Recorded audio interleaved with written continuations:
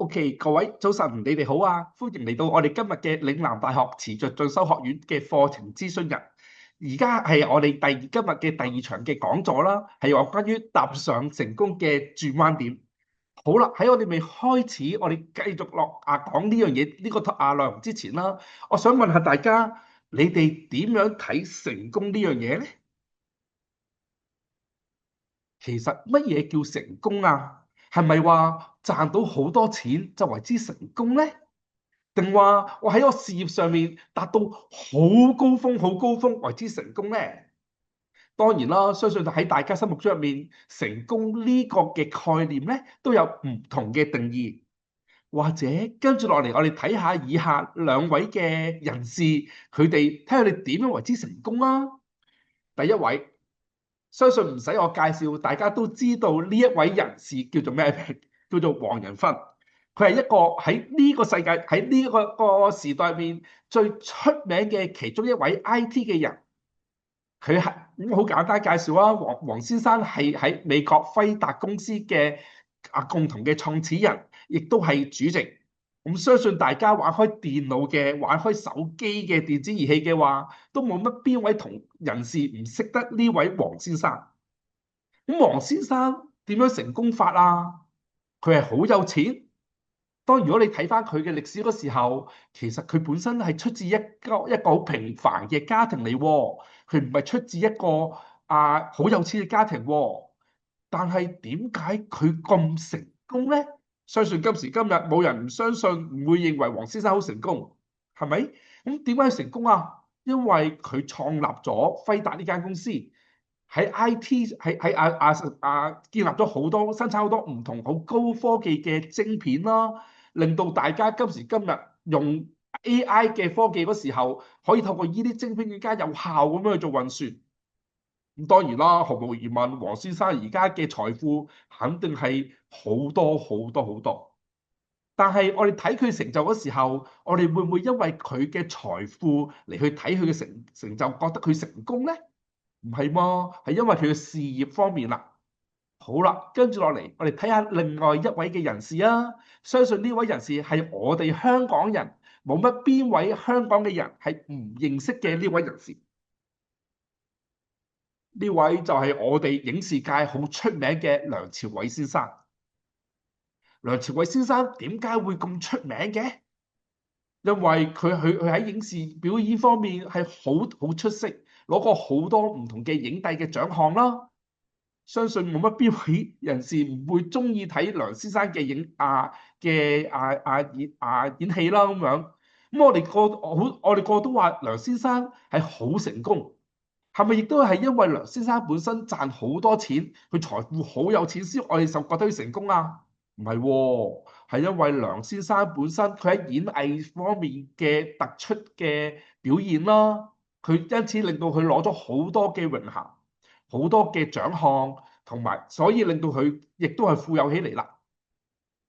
當我哋比較黃仁勳先生同埋梁朝偉先生，如果你用財富嚟做一個比較嘅話，毫無疑問，黃先生嘅財富肯定多過梁先生。咁我哋會唔會話黃先生係比梁先生更加成功㗎？我哋唔會咁講㗎，係咪啊？我哋會話其實兩位黃先生同梁先生，佢哋各自喺自己唔同範疇入面係有好突出嘅表現，所以佢哋都係喺呢個社會入面都係好成功嘅人士。咁好啦。喺呢度我哋就好簡單，其實已經好間接地去解釋咗乜嘢叫成功。成功唔係因為財富而定為一個嘅成功，其實最主要嘅就係話，只要嗰位人士喺佢自己工作嘅範疇入面有突出嘅表現，能夠將自己嘅能力潛能發揮到極致嘅，令到好多人都欣賞嘅話，所以我哋就會認為呢位人士喺佢嘅行工作事業入面就達到成功嘅表現啦。咁第三位人士，我想介紹嘅係關於成功嘅係邊位呢？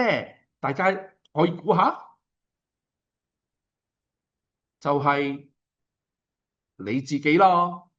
你自己有冇諗過自己都可以喺自己事業入面達到一個成功嘅嘅位置咧？咁當然咯，要達到成功嘅話，好似頭先話齋，我哋唔會因為財富而去決定咩叫成功，而會因為喺個行業入面，嗰位人士係咪能夠將自己嘅能力發揮到最好、最突出嘅之成功。咁你哋自己呢？你哋自己有冇諗過自己想喺邊個行業入面嚟去發揮自己嘅小宇宙，發揮自己嘅潛能呢？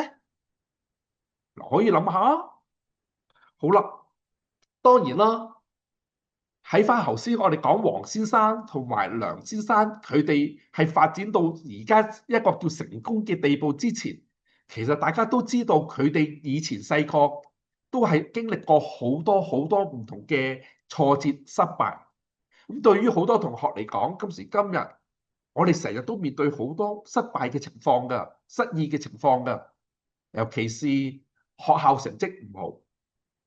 當學校成績唔好嘅話，就會令到好似一支棍咁樣打落我哋嗰度，就打沉我哋。哎呀，我喺呢方面都係表現得唔好啦，都係冇能力啦咁樣。咁係咪因為咁樣樣而令到我哋嘅人生就冇晒希望，就唔再成功呢？睇翻頭先梁先生，佢以前讀書都一般一般㗎，但係點解佢可以喺戲表演演藝方面有咁突出呢？其實就因為梁先生以前入咗 TVB 嘅藝員訓練班，進行一個好有效率嘅訓練，加埋佢自己從事演藝界好多年，累積咗好多經驗啊，佢自己好用心咁樣去落力表演啊，思考要點樣做先做得最好，先能夠達到今時今日成功嘅地位。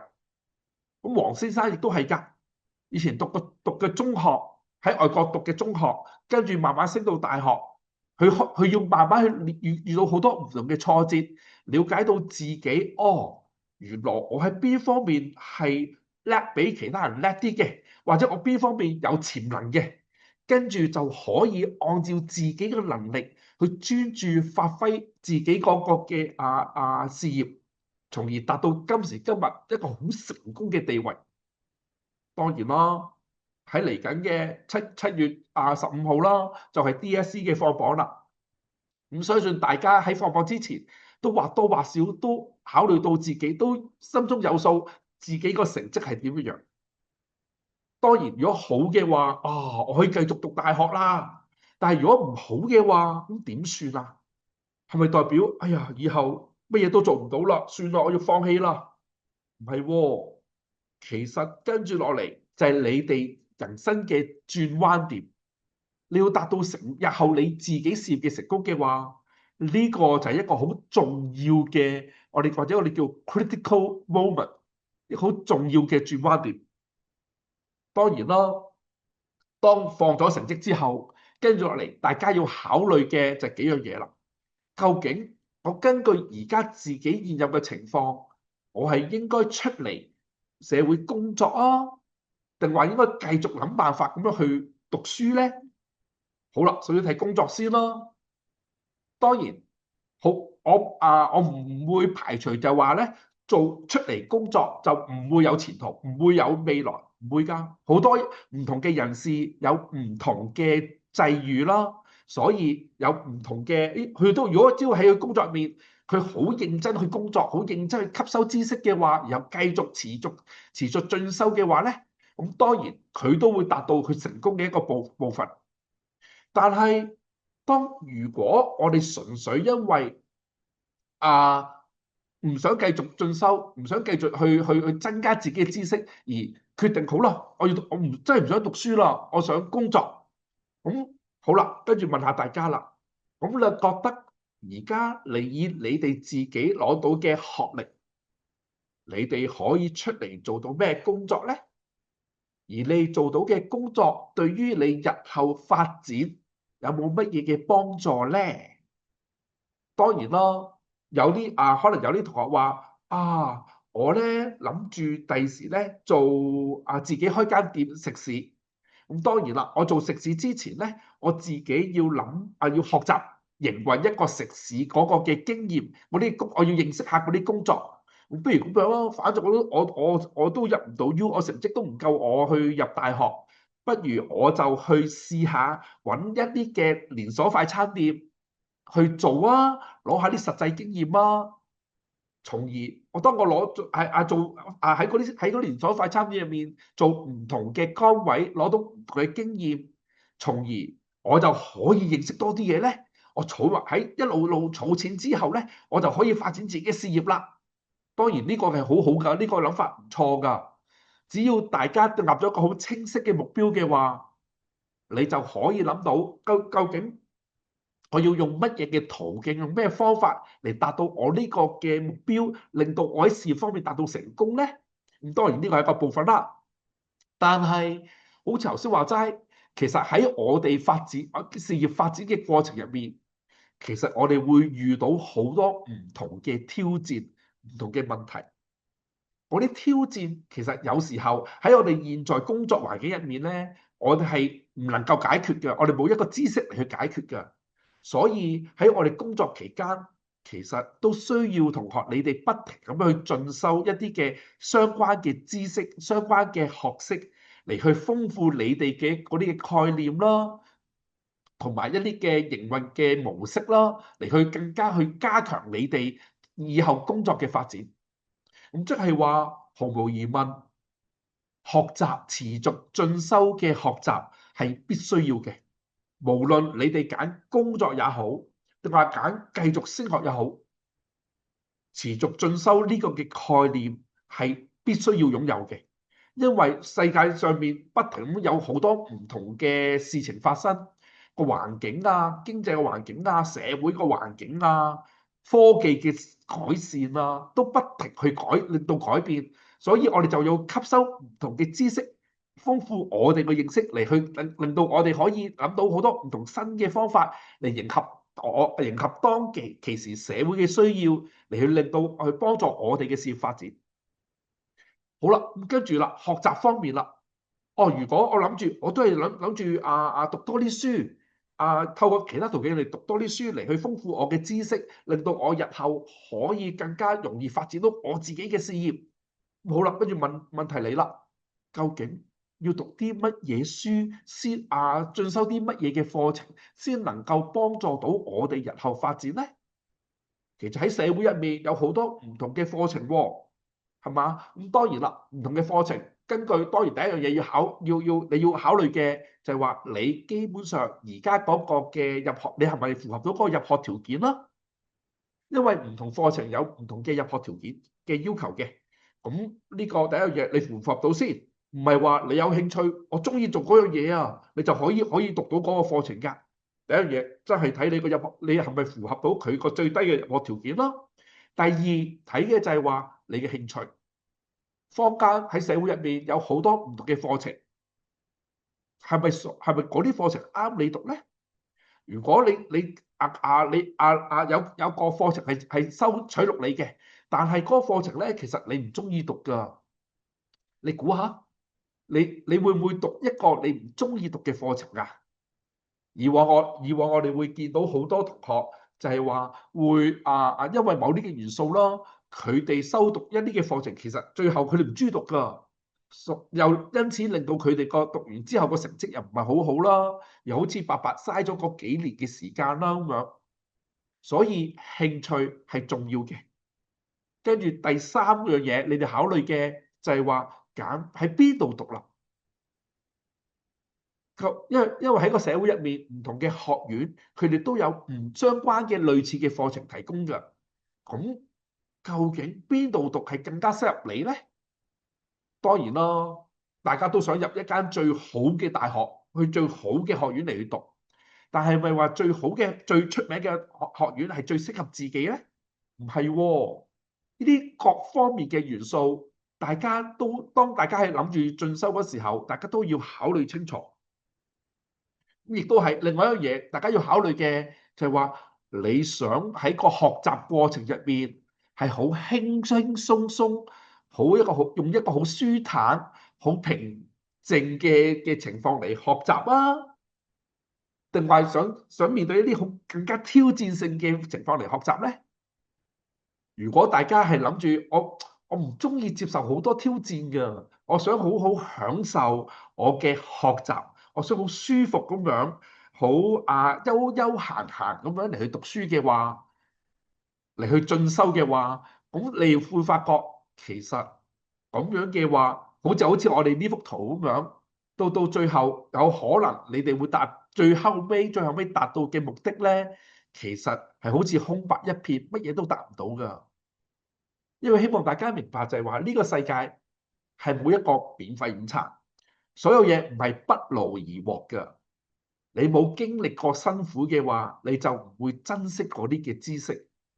如果只係普普通通好舒服咁樣，我只喺屋企遊遊行行咁，我就學到啲學問嘅話，咁其實你估嗰啲學問你會唔會吸收入腦，可以俾你好有效去應用喺你嘅工作入面，令到你個工作發展未來嘅工作發展有更加精彩啲咧？咁樣好難㗎，機會好微㗎。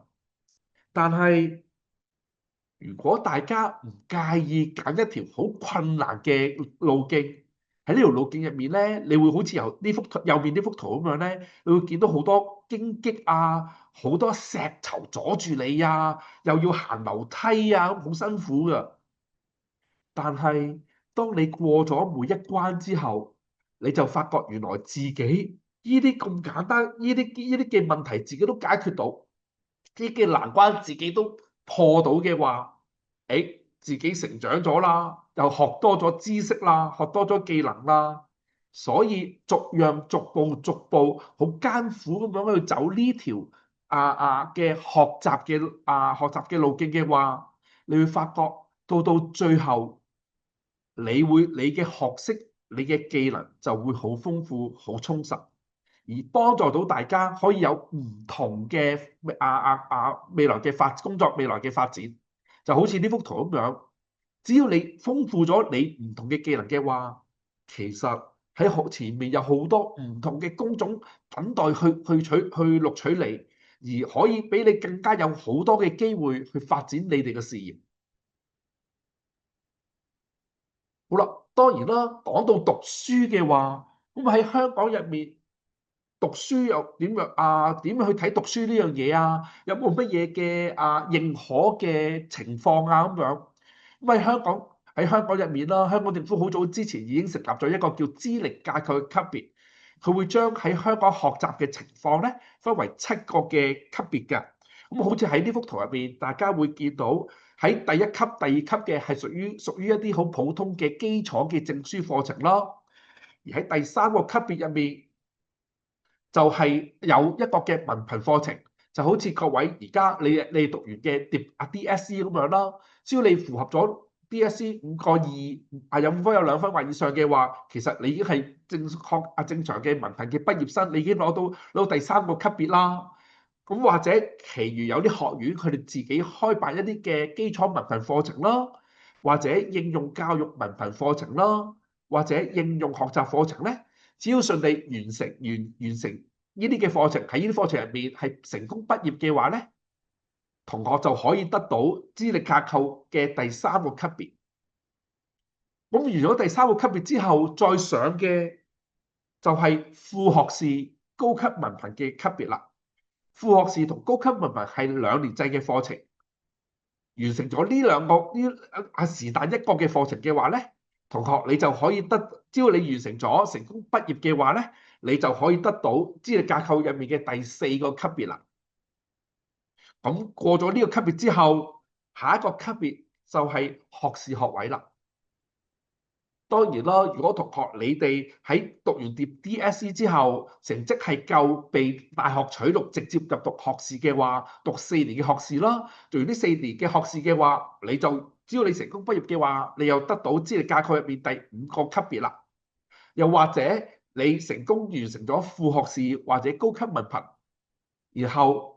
跟住繼而被大學取錄，繼續讀完成你哋嘅學士課程嘅話，亦都係啦，完成咗成個學士課程咧，你哋就獲得資歷架構第5個嘅級別。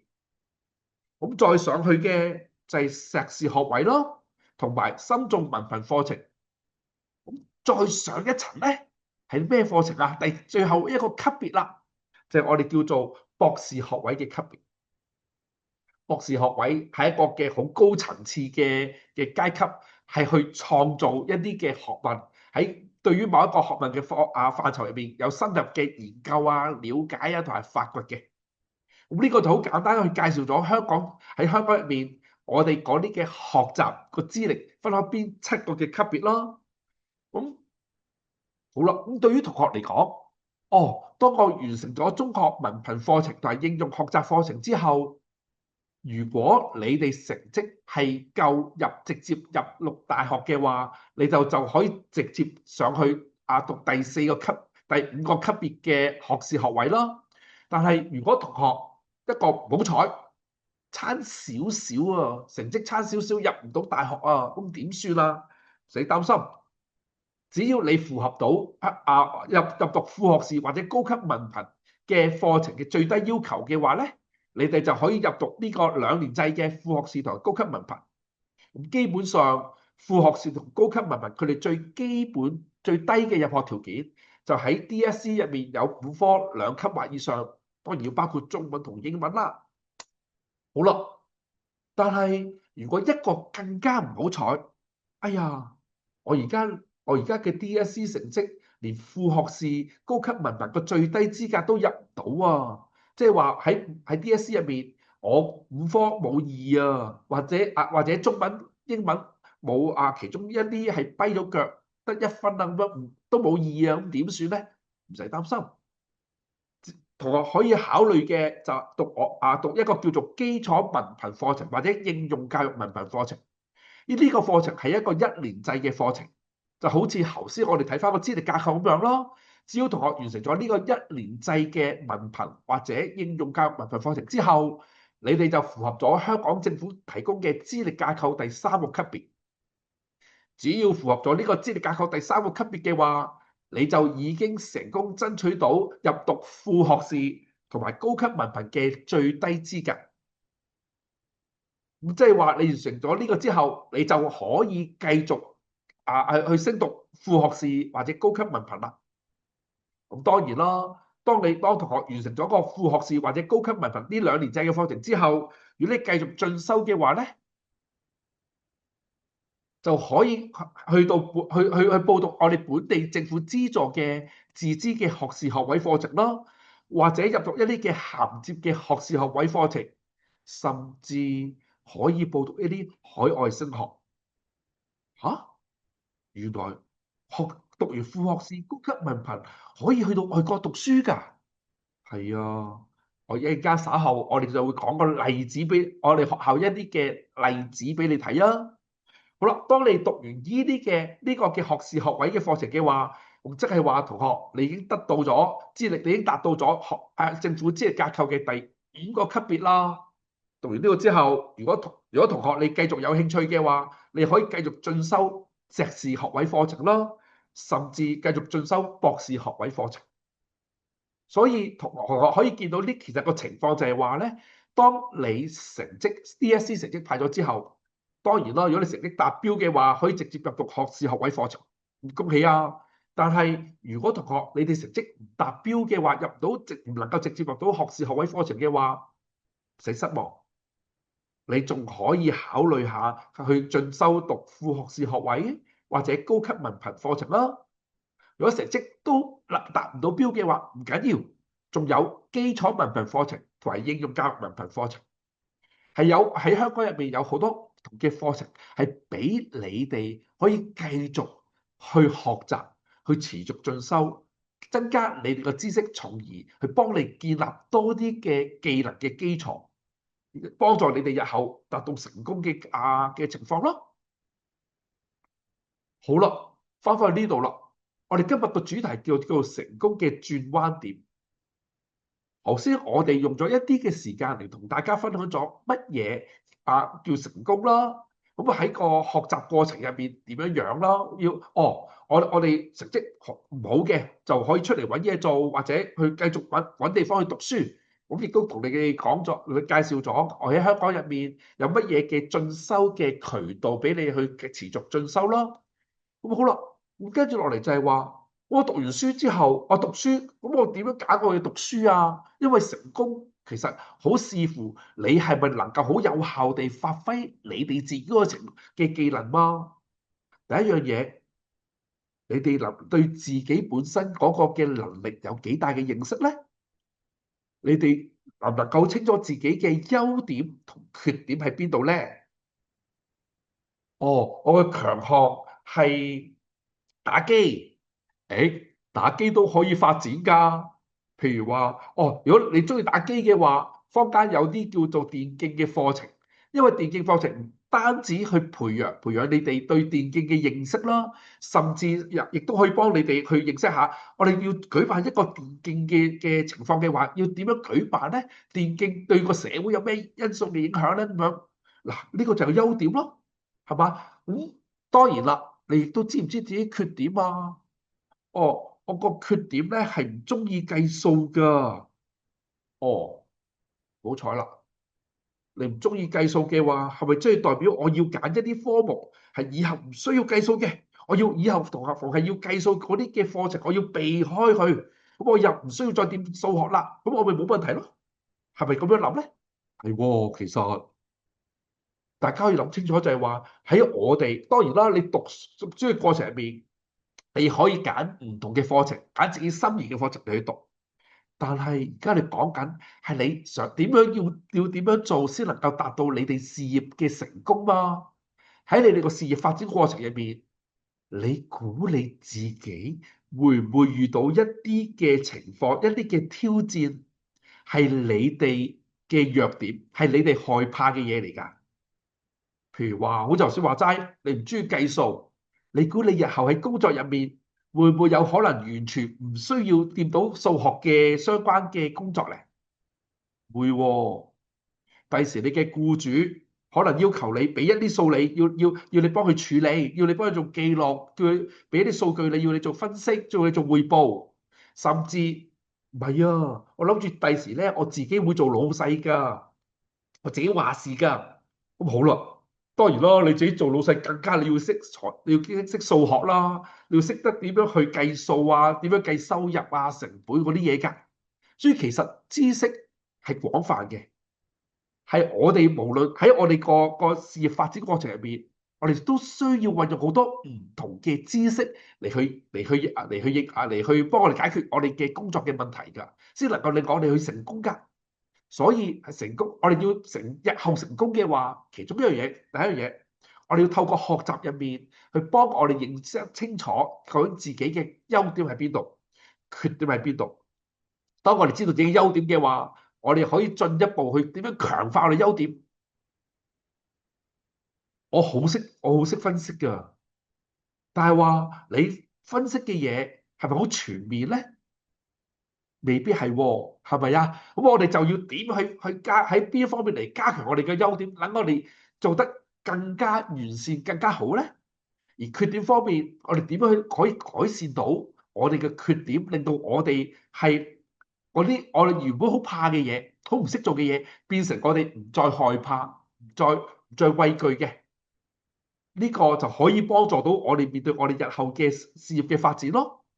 呢個第一個情況，我哋需要認識嘅。第二個情況就係我哋需要學習唔同嘅課程嘅範疇。譬如好簡單，好似頭先話齋，我唔中意計數㗎，我淨係中意係做研究分析，中意同人哋吹水講分析下我嘅觀點，點樣睇個社會咁樣做評論家咁樣。但係你作為一個評論家，你都要去識得點樣去喺唔同渠道搜集資料、搜集數據，透過唔同嘅數據嚟去加強你自己嘅觀念，加強你自己講嘅說服力，你講嘅嘢嘅說服力㗎，係咪啊？因為我哋有好多時候，我哋需要好多唔同嘅資訊嚟去幫助到我哋嘅事業嘅發展，所以我哋要學習嘅唔係單單我哋有興趣一個課程。我哋需要廣泛學習好多唔同嘅知識嚟去豐富我哋嘅資訊，豐富我哋嘅經驗，豐富我哋嘅知識嚟去幫助我哋日後去解決我哋嘅問題，我哋事業發展。因為好似頭先話齋，喺你事業發展嘅期間，你會遇到好多問題，唔同嘅問題可能需要你用唔同嘅知識，用唔同嘅技巧嚟去解決。咁如果喺嗰個時間，你本身乜嘢，你淨係識得你自己嗰個行業嘅知識，其他知識唔識㗎，咁即係話你個能力係有限啦。咁我哋點樣令到我哋能夠好 build up 一個好強大、好廣泛嘅能力，協助我哋事業嘅發展咧？呢個我哋要進修唔同嘅課程咯，唔係淨係單單我哋興趣嗰個課程。有好多時候我哋要吸收好多唔同嘅科目嚟擴充我哋嘅認知能力咯。另外啦，第三啦，就係話我哋需要建立一個好廣闊嘅視野。當然啦，好似頭先話齋，我淨係中意打機嘅，咁我咪喺電競呢方面嘅發展咯，咁樣。咁我淨係留意電競呢樣嘢啦，其他嘢我唔需要留意㗎，係咪呀？唔係喎，其實喺你事業發展期間，隨住社會經濟嘅發展、社會形式嘅改變，林林總總嘅事情都會發生，唔同嘅事情發生都會對我哋嘅工作帶嚟好多唔同嘅挑戰、唔同嘅影響。如果我哋缺乏一個廣闊嘅視野嘅話，我哋就係睇今時今日而家呢個 moment 呢一刻呢一個情況，社會呢個階段所發生咩事，而我哋唔去考慮以後嘅發展嘅話，我哋就好短線啦，我哋就好短視啦，我哋就唔能夠解決到未來發生嘅嘢。即係好似大家今時今日都知道 AI 嘅發展得好快，喺幾年前大家都唔知有 AI 呢樣嘢，大家都覺得哎呀，我識用電腦啦，我已經好叻啦咁樣，我就可以識得用電腦用唔同嘅軟件嚟做我唔同嘅工作啦咁樣。好啦，隨住幾年前 AI 嘅廣泛嘅應用，而家你發覺好多嘅工作都需要你哋有 AI 嘅技能，你識得點樣好有效地利用 AI 嚟幫助你嘅工作，提升你嘅工作技能，係咪？有時候你都要培訓個 AI 點樣幫你做得更加好嘅嘢咧？我點樣培訓個 AI 就係將我普通一般好瑣碎嘅好沉悶嘅工作唔需要作我做啦，我揾 AI 同我做啦，而我自己就可以做一啲更加專門性嘅好挑戰性嘅工作咧，咁樣係咪？咁我而家好多公司都運用咗 AI 㗎。如果你唔識 AI 嘅話，你就好麻煩啦。你僱主對於你嘅表現就會有少少意見，因此你話你嗰個事業發展會點樣樣啊？就會某程度受到影響咯。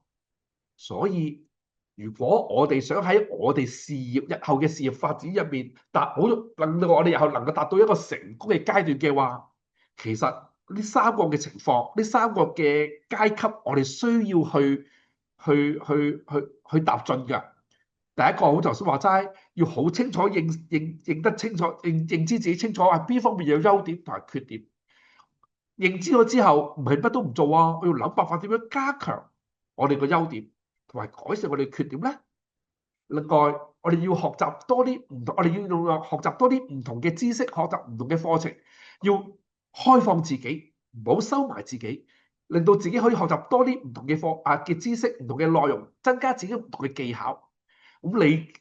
技巧多咗，技能多咗嘅話，你就容易發展你會日後你所面對任何嘅問題，唔使揾其他人做啦。我一個人一個打10個，我可以做到好多嘢啊！嗱，當你能夠建立到呢啲多方面嘅技能嘅話，你話你個僱主第時係咪會好願意俾多啲機會你咧？因為我唔需要以後我嘅工作，我遇到嘅問題唔需要再揾唔同嘅人嚟負責啦。既然你一個打10個，一個可以做10樣嘢嘅話，我梗係揾你咯。你發覺你個機會就會多咗好多。亦都係第三個步驟就係話，你哋要有一個好廣闊長遠嘅視野，唔好淨係睇現階段個情況，個社會嘅發展，唔好淨係滿足於現在。我哋要睇長遠嘅發展，以後社會嘅發展會點啊？科技發展會點啊？行業發展會點啊？咁既然當你有一個廣闊嘅視野嘅話，你就會知道究竟而家我要點樣去預備自己、準備自己，我要進修啲咩課程，先能夠令到自己可以迎合未來嘅需要呢？而幫到自己能夠達到日後嘅事業嘅成功階段咧咁樣。當然咯，好似頭先話齋，第一樣嘢我哋要認清楚我哋自己嘅強項，改善我哋個弱項。好多時候，當問大家你哋知唔知道自己強項喺邊度啊，弱項喺邊度啊咁樣，甚至可以好老實講，我哋以往咧喺一啲課程入面咧，我哋都試過出一啲嘅測驗卷，出一啲嘅考試題目，就問啲同學，你可唔可以話俾我哋聽？你哋個強項係點樣樣啊？你弱項點樣樣啊？你好啦，當你知道強項同弱項之後，你要點樣做先可以加強你個強項，改善你個弱項咧？咁樣，原來我哋發覺咧，有一部分同學係唔識答呢啲嘢㗎，所以就令到我哋覺得，哦，原來而家社會好多嘅同學仔、年青人咧，其實佢哋喺現階段仲未好清楚自己係嗰個強項同弱項嘅情況。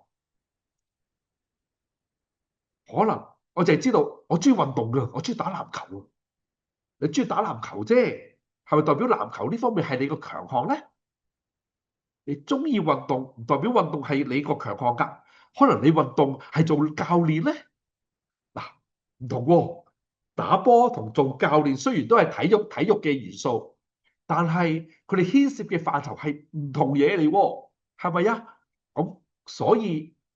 我發展落去都會唔同㗎，讀嘅課程都會唔同㗎。所以係咪大家要有一個成功嘅未來嘅事業嘅發展嘅話，你係咪首先要開始係時候要諗清楚自己喺邊方面有強項？唔單止係喜好啊，係強項。邊方面自己係做得最好嘅，係最開心嘅，自己好有能力嘅，比其他人做得好啲嘅咁樣。咁自己好，亦都喺另一方面就自己好怕做啲咩嘢咧？係邊方面自己弱項咧？係弱項嘅話，我要點樣去解決咧？咁當然啦，我都相信呢個問題喺呢刻嚟講，對於喺網上面而家睇緊呢個嘅講座嘅同學嚟講，都係一個幾深嘅問題嚟㗎，唔係三時一刻可以解答得到。你真係要好細心咁樣，好坐定定，自己好靜咁樣列出嚟，揾張紙揾支筆列晒出嚟，自己強項弱項啊嚟比較先能夠認得清楚自己。咁當然咯。咁但係咁點算啊？但係話跟住你哋放榜啦，我真係未清楚自己強項弱項喎。誒，唔使擔心，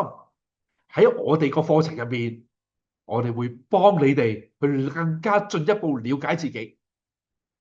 咁好啦，點解我哋話哦？既然大家要進修，如果繼續進修嘅話，當然啦。如果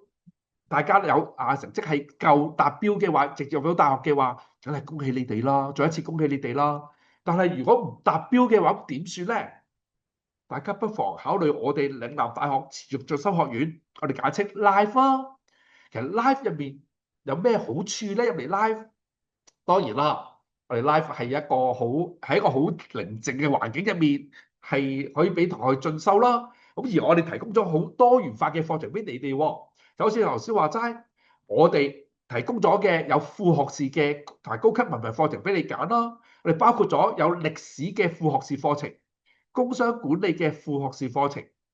心理學嘅副學士課程，同埋運動教練嘅高級文憑課程俾你去揀嘅。你哋可以因應你哋係咪對中意讀語文科啊、讀商科啊、讀心理學、社會科學嘅心理學科啊，定話我中意喺體育呢個界別入面發展自己嘅潛能嚟去讀咧咁樣。當然啦，第一嘢前提就係話你哋要達到入學條件先啦。如果大家仲記得嘅話，入學條件就係話要喺 DSE 五科入面有2分或以上，包括中文同英文。好啦，但係如果一個唔好彩 DSE 我攞唔到5個2啊，或者中文英文達唔到2分或以上，咁點啊？唔緊要，大家可以考慮我哋 Live 提供嘅另一種嘅課程，就叫文憑課程。喺文憑課程入邊，我提供咗2個唔同嘅課程㗎，一個叫做大專基礎教育文憑課程，同埋另外一個叫做應用教育文憑課程俾你選項嘅。呢個係一個1年制嘅課程，只要大家完成呢個1年制課程嘅話，只要成功畢業嘅話，就可以繼續進修副學士同埋高級文憑課程。尤其是如果你哋係我哋自己嘅文憑課程畢業生嘅話，如果你繼續選擇喺我哋呢度喺我哋學校學院入面繼續讀副學士高級文憑課程嘅話咧，你哋就會被優先取錄嘅。呢個係你嘅優勝嘅地方咯。好啦，跟住落嚟，我想知道究竟大專基礎教育文憑課程係講啲乜嘢嘢咧？咁好啦，或者我哋一齊好簡單睇下我哋呢個大專基礎教育文憑課程佢個課程嗰個嘅想達到咩學習目的啊？第一個，我哋個學習目的就係希望透過呢個課程入面咧，加強同學語文嘅能力㗎。當然咯，第時你工作你要同人哋溝通㗎，你繼續進修，你出嚟做嘢，你要學識點樣去用，唔單止講喎，你點樣用文字去同人哋有效溝通咧？咁當然啦，我哋好多時候覺得好多同我哋相信好多同學落嚟讀大專文憑課程嘅同學咯，佢哋語文能力咧係差少少。好多時候佢哋因為語文能力未達標啊，所以去唔到讀到副學士高級文憑。所以我哋就想趁住呢個機會喺呢一個1年嘅課程入面咧，加強同學喺語文能力嘅改善嘅進步。等你哋加強咗你哋個英文同中文嘅語文能力之後，你哋繼續升學嘅話，繼續工作嘅話，就可以得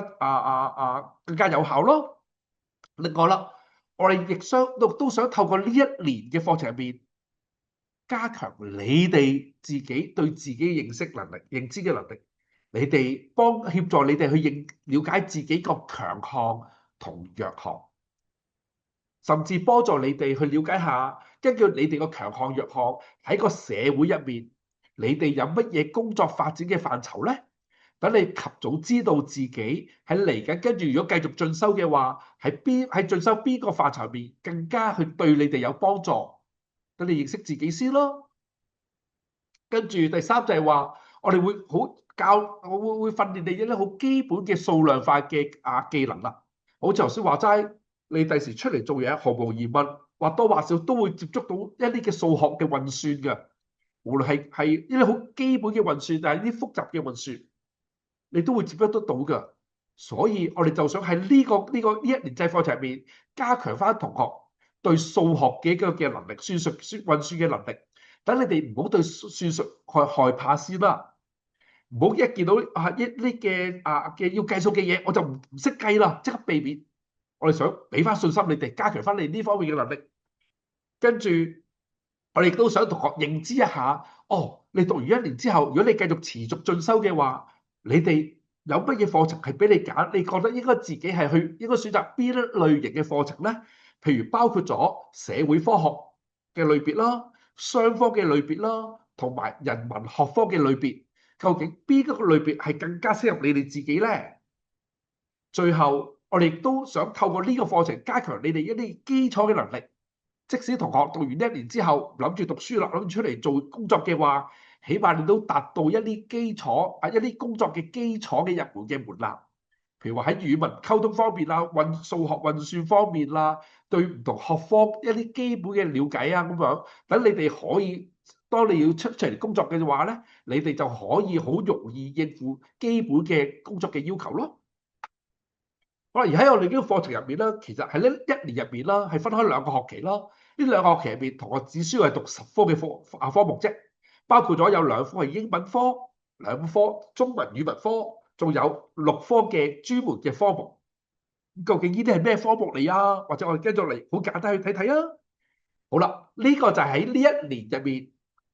同學如果入讀我哋大專基礎文憑課程入面，呢1年入面呢2個學期會讀嘅科目嘅編排啦。第一個科目就係頭先你話齋語文科嘛，中文科，你哋喺第一個學期會修讀一個叫 practical 普通話啦，因為大家都知啦，今日香港2文3語，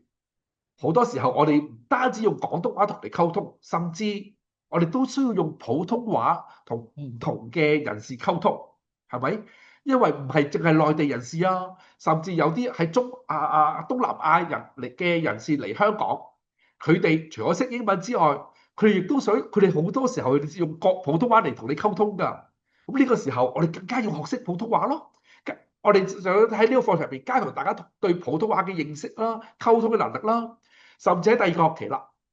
我哋會訓練大家點樣喺寫語文方面用中文嚟表達溝通方面嚟去你個能力咧，盡量減少你寫錯字小錯字、小錯別字咧咁樣。除此之外，另一種語文科當然啦，毫無疑問要加強你個英文語文能力啦，加強你哋個基礎嘅英文嗰個嘅溝通嘅能力啊、書寫嘅能力啊。喺商業入面，我哋要點樣有效地去同人哋溝通咧？用文字同人哋溝通咧，係咪同人哋講用長篇大論嘅嘢嚟寫就 OK 咧？係啊，其實好有唔同嘅要求㗎咁樣。好啦，跟住啦。我哋呢個課程有一個特點，其中一個特點咧，就係話我哋提供咗一個嘅科目叫 Introduction to Public Speaking，就話我哋訓練同學點樣係當住大眾咁樣去做一個演講。當然今時今日你工作唔係淨係自己做自己嘢㗎，好多時候你會對住好多唔同嘅觀眾、唔同嘅人士嚟去表述你自己想要表述嘅嘢。你哋相信你哋喺學校或多或少都會有做過呢啲嘅工作啦。你哋個心情係點樣啊？做嗰時候係咪好忐忑、好驚啊、滴晒汗啊咁樣啊？明白嘅。所以我哋知道同學喺呢方面嘅有困難咯，所以我哋學院特別安排咗呢個課程咧，去加強同學喺公開演講嘅能力嘅訓練咯，令到你日後升學嗰時候做好多 presentation。出嚟工作嗰時候要做好多嘅彙報啊，會做個簡報啊，你都有信心，知要點樣做先到得最好。另外，我哋都有個課程係提供幫佢協助大家去了解下自己嗰個嘅生涯規劃啦，點樣去幫助自己日後嘅發展咧？仲有啦，我哋話咧，其中一樣嘢就係話，我哋會幫助大同學去了解唔同學科嘅知識嘅。我哋包括咗透過歷史科嘅，我哋可以幫其中一個科目叫現代社會嘅發展嘅導論啦。等大家去從歷史角度點樣了解今時今日社會嘅發展。另外啦，亦都會幫助大家去更加學習雙方嘅運作，乜嘢叫做咩叫商業運作咧咁樣，同埋話商業運作好多時候會牽涉到數量化嘅計算嘅。咁點樣去啲計數係點樣樣咧？其實唔難噶，只要你明白個概念嘅話咧，好多嘢係原來好得心應手嘅，好容易去做噶。甚至喺社會科學入邊，大家對心理學有咩認識咧？心理學，咁專門嘅嘢我唔中意心理噶。我可以話俾你聽，有冇聽過一句説話叫做知己知彼，百戰百勝啊？你要喺你嘅事業做得好好嘅時候，你唔單止你有足夠嘅能力做好你嘅嘢，你更加要令到吸引到你其他人，你嘅同事，佢好有效幫助你。你要知道你嘅上司點樣去衡量你嘅表現，你要點樣去衡量你個表現能力咧？你先可以做得好啲㗎。所以呢啲嘅心理學嘅嘢啦，心理學可以訓練到大家去唔單止對自己認知，亦都對其他人士嗰個嘅認知，從而我哋會諗到唔同嘅方法嚟去應付唔同嘅情況發生。而喺課堂入面，除咗我哋喺課堂入面啦，除咗學到呢一啲嘅知識之外啦，其實我哋喺個基礎文憑課程入邊，我哋都提供咗好多唔同嘅活動俾大家㗎。就好似大家會喺呢個畫面入面見到，我哋喺個課堂入面會有啲嘅工作坊提供俾大家啦，等大家可以好輕鬆咁樣去減壓。除咗喺日常嘅課堂咁緊張嘅情況底下，都可以好輕鬆咁樣透過啲活動去做一啲叫做mental healthness 嗰啲嘅工作啦。另外亦都提供喺右上角入面，大家會見到我哋會群組嘅彙報。你哋會學識，好似頭先話齋，你學識點樣做一個公開嘅演講嘅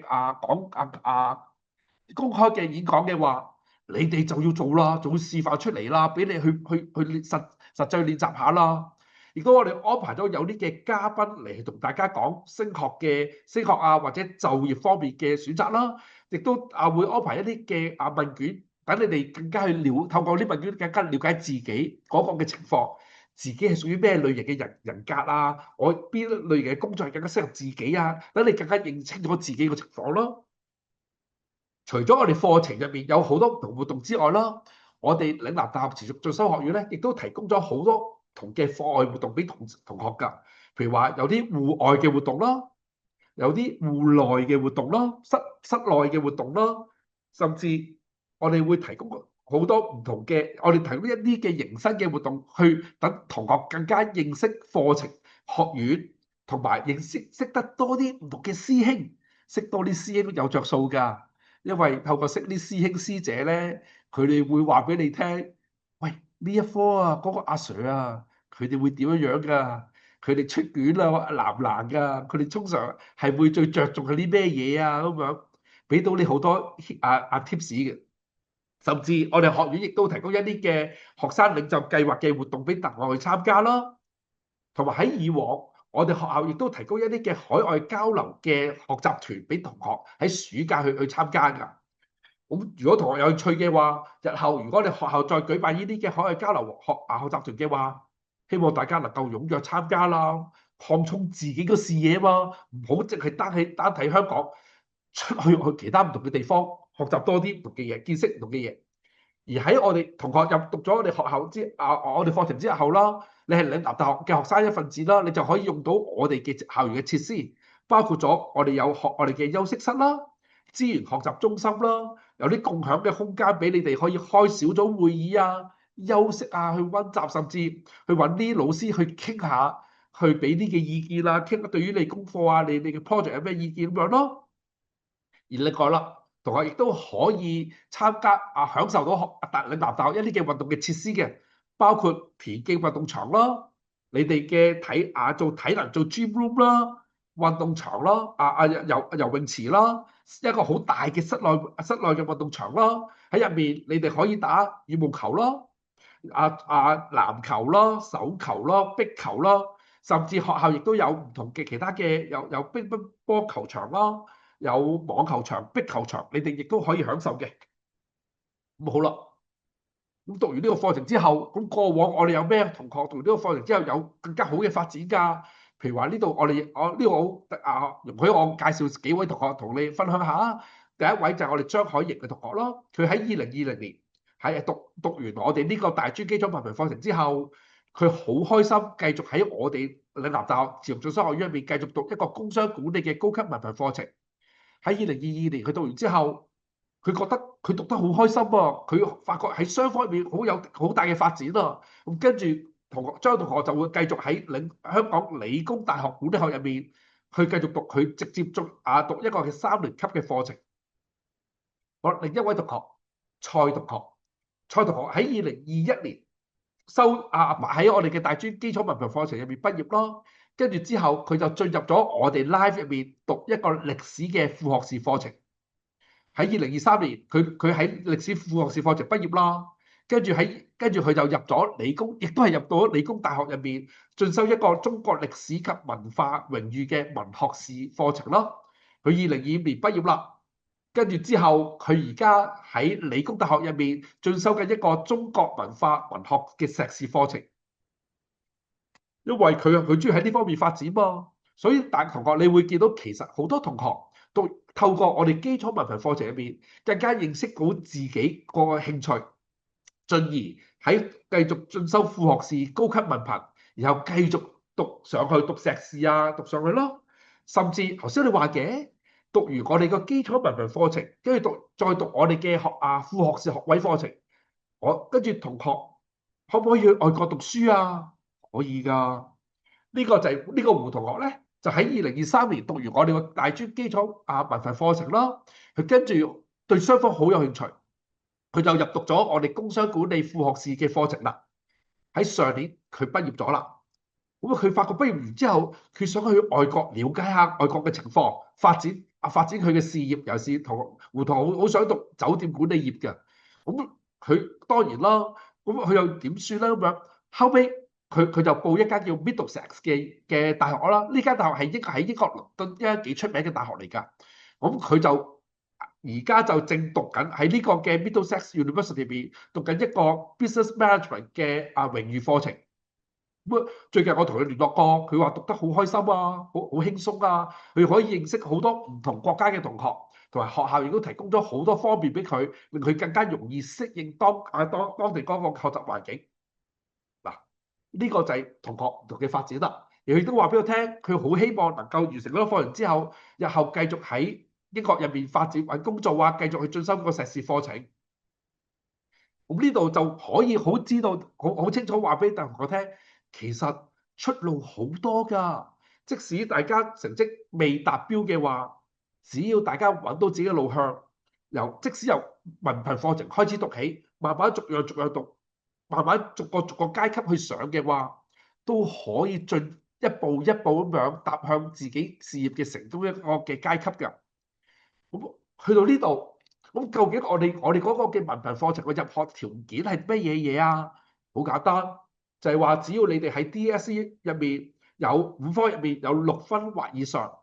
當然啦，英文同中文必須要最少有1分或以上，你先可以入讀呢個嘅我哋嘅呢個基礎文憑課程嗰個嘅要求咯。而我哋呢個基礎文憑課程咧，如果同學係想申請政府學費嘅資助嘅話咧，你哋可以申請政府嘅擴展嘅免入息審查嘅貸款計劃啦，同埋讀完之後，你哋亦都可以申請香港政府嘅持續進修基金嘅。咁當然啦，如果同學你哋之後有乜嘢問題嘅話，歡迎你哋係透過呢唔同嘅途徑嚟去問我哋啦。咁我哋會有同事會即時解答你問題。如果同學你哋想，我想有興趣報讀嘅話咧，如果同學喺今日報讀嘅話咧，同學你可以入嚟我哋個網站嗰度啦，嚟去申請課程啦。記住啊，喺你申請期間，我哋有一個 waiver code 豁免嘅代碼俾你哋㗎。你哋只要輸入呢個 INFO 2026呢個代碼嘅話咧，你哋嘅報名費就會被豁免嘅。所以唔好錯失良機啊！當然未放榜，唔知道未決定，但係話你而家報咗個課程先，冇後着㗎。只要你輸入呢個豁免代碼嘅話，你純粹輸入資料嘛，你又唔需要俾負擔任何嘅費用嘅話，你就可以有一個叫做條件性嘅取錄。起碼對於同學呢一刻嚟講，安心咗啊，係咪啊？起碼唔需要再有啲咩擔憂咁樣。到你放榜之後，你哋會根據你個放榜嘅成績，你再去決定有咩路向咯。起碼你都喺我哋學院嗰度留咗個位先，起碼即係可以好安心咗先，唔需要再瞓唔着啊，食又食唔安樂啊咁樣，成日好似唔知點樣咁。起碼你都有個地方去俾你去俾個機會你去持續進修，學習多啲唔同嘅技能咁樣咯。咁係啦。好，或者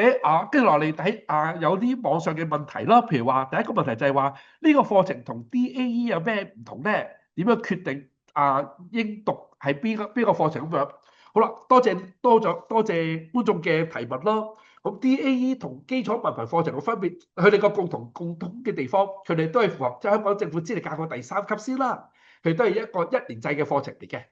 但係佢最主要分別就係話，DAE 嘅課程咧係提供咗好多唔同嘅科目俾你揀，但係我哋嘅基礎文憑課程咧，你讀嗰10科咧係固定嘅，冇得改變嘅。同埋 DAE 嘅課程咧，最主要係以中文嘅嚟去做函授嘅語言咯。而喺嗰個嘅基礎文憑課程入面咧，最主要係英文嚟去教授嘅。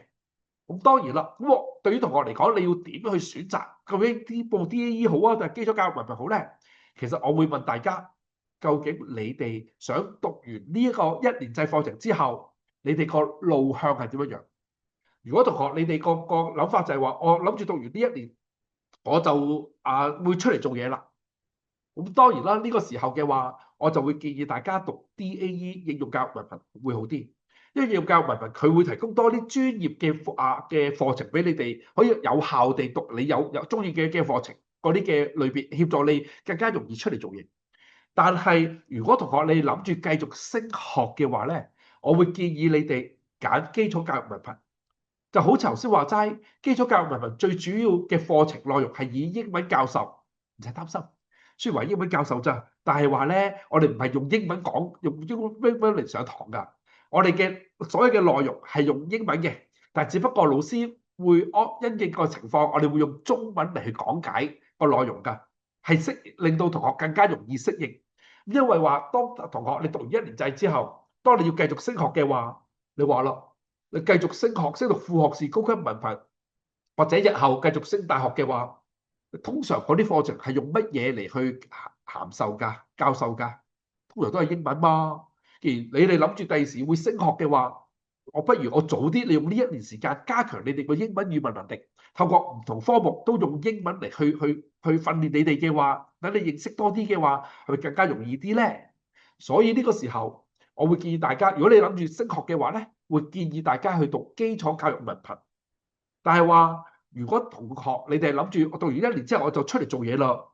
咁呢個時候當然啦，DAE 應用教育文憑可能會適合大家咯。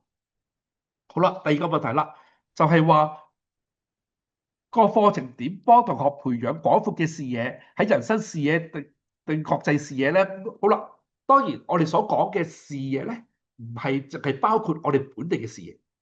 我哋包括國際啲嘅，因為喺課堂入面，我哋會喺唔同嘅課程啦，同同學講解。哦，根據呢一個嘅根據呢個嘅題目，而家香港發生緊咩事情？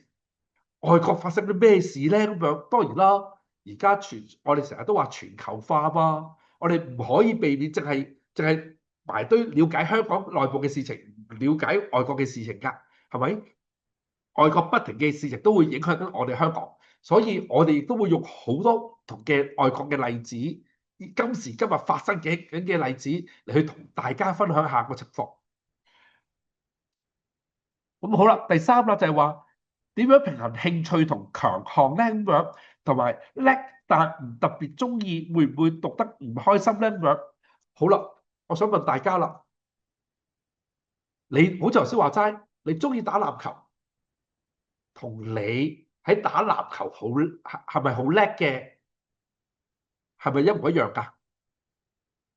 未必一樣喎。我中意打籃球，未必我打籃球好叻喎。可能喺打籃球嘅過程入面，我中意點樣去協助我啲隊員去訂立一啲唔同嘅策略嘅比賽嘅策略嚟去贏對方。我會識得點樣安排唔同嘅隊員，佢要去打乜嘢位，打個 wing 啦，打個 centre，打個 guard 位啊咁樣。點樣打法咧？去做前鋒定係後衞咧？咁樣係咪啊？有可能你係呢方面好叻咧，但係你要中意打波啊。咁呢個時候嗱，能力同興趣就唔同啦。興趣係幫助令到你哋更加對於嗰樣嘢嗰樣嘅學識更加可以有個原動力推動力，令你更加有樂趣去讀呢樣嘢。但係能力係另一樣嘢嚟喎，嗱係咪？所以我哋就希望係透過基礎文憑課程入邊去訓練你哋去更加認清楚自己興趣先，跟住喺興趣方面，你能力係咪真係有呢方面能力啊？你個溝通能力方面，你嗰個嘅分析能力方面，你個表達能力方面，定話你個執行能力方面，係邊方面更加優勝咧？更加係你個強項咧？從而就加強你等你認知到自己強項喺邊度嘅話，就可以更加加強喺各方面更加去加強嚟發展咯。當然，如果你喺嗰方面你係冇能力，你唔中意嘅話，而偏偏你就要讀嗰個行業嘅話，你會唔開心。舉個例啊，以前咧我教書嘅期間啦，我會遇到一個同學，佢成日同我講咧，阿 Sir 啊，我想第時咧做會計啊，我想第時讀完呢度之後咧，跟住繼續讀會計落去啊，咁樣好唔好啊？咁樣跟住我問佢點解你無端端會想讀會計嘅？跟住佢話俾我聽，哦，因為咧其實我爸爸媽媽都係從事係會計師嚟㗎，佢哋咧工作，我見到佢哋嘅工作賺到好多錢啊，工作又好輕鬆啊咁樣，所以咧就即係生活穩定啊，所以我就想喺呢方面發展。跟住我就同嗰個同學講啦，其實你中唔中意會計啊？你知唔知會計係讀啲咩㗎？係咪？咁究竟係咪適合你自己嘅興趣啊？你自己能力係外向型啦、內向型啦，你係好專注型啦，定話一個好廣泛型咧咁樣？因為唔同嘅工作嘅要求嘅能力會有唔同。如果你係因為其他嘅因素，唔係因為自我嘅因素嚟去讀其他你唔中意讀嘅科嘅話，即使你有能力去讀完嗰個課程，但係我可以話俾你聽，喺個修讀期間，你會好唔開心，你會讀得好辛苦㗎。因為同埋你會覺得，我而家為咗滿足爸爸媽媽個要求，我讀咗先啦。第時我都未必會做呢樣嘢㗎。哎呀，咁就大鑊啦！咁即係呢2年你讀嘅嘢，第時你都未必可以應用到你日後嘅工作嘅話，咁咪好似白浪費咯。你可能你讀完呢2年之後，跟住你跟住要再轉個，你滿足完你爸爸媽媽嘅要求之後，你跟住先可以再轉去讀其他你自己心儀嘅科目嘅話，咁你又白嘥咗幾年嘅時間啦，係咪？所以好多時候，我哋都建議同學去認清咗自己嗰個興趣先，跟住從興趣入面了解自己嘅能力，自己係咪有能力去喺呢方面讀得好啲咧？係咪興趣嗰個範疇啦？跟住喺邊方面自己更加有能力咧嚟專注咧咁樣？我另外一條問題就係話，估計拎到33222，但拎唔到夠分入心儀嘅拎 U 工商管理學士嘅課程嘅話，應該入讀其他 U 定話阿蘇咧咁樣？好啦，首先如果同學你哋覺得自己拎到有3322嘅，即係話中文英文有3分，而其他科有2分，其他嗰3科有2分嘅話，咁當然咯，因為大家都知道而家學士學位嘅課程咧都爭得好緊要，大家可以透過好多唔同嘅渠道知道而家唔同大學嘅學士學位課程嗰個嘅競爭嘅情況咯。咁好啦，如果一個唔好彩入唔到嘅，入唔到大學嘅雙科課程、大學嘅課程嘅話，咁點算啊？係咪真係唔讀啊？唔係咯，唔使擔心。如果你哋唔介意退後一步嘅話，你哋可以考慮讀副學士課程，就好似我哋 Live 嘅學院咁樣咯。如果同學你有中意讀雙科，但係你好唔好彩，你成績係夠最低門檻，但係入唔到大學個雙科課程嘅話，唔緊要，你嚟我哋 Live 嗰度讀工商管理嘅副學士課程啦。只要你完成咗呢2年嘅課程嘅話，而你又肯落力去用心去讀書嘅話咧，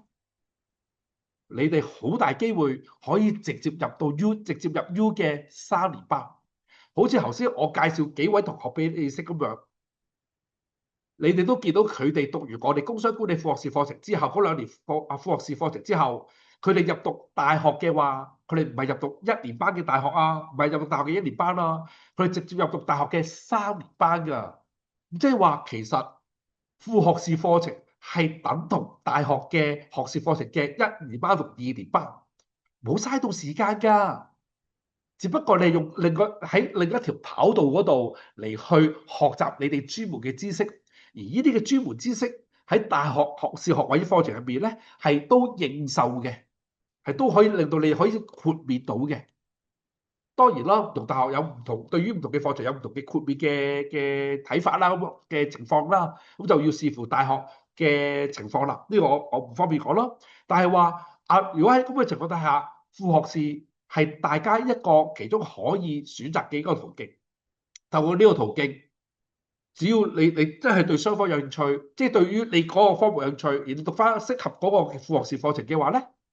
相信你哋好大機會都可以好順利咁樣繼續喺學士課程入邊，好容易進入咗第3年班嘅學士課程，而係繼續發展你哋嗰個嘅學習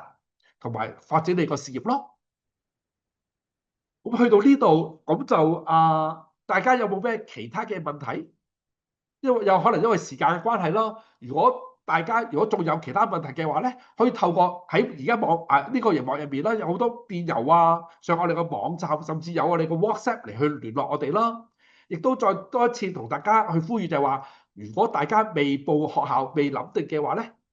我極力建議大家今日上我哋個網，首先報咗名先，輸入我哋呢個豁免代碼 INFO2026嘅話，你哋唔需要俾任何費用，起碼你都留咗個位俾自己先。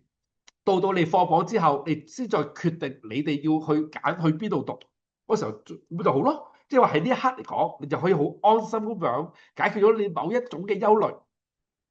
咁多謝各位今日嚟到我哋呢個講座啦。咁唔該晒，咁我哋有機會我哋再見啦，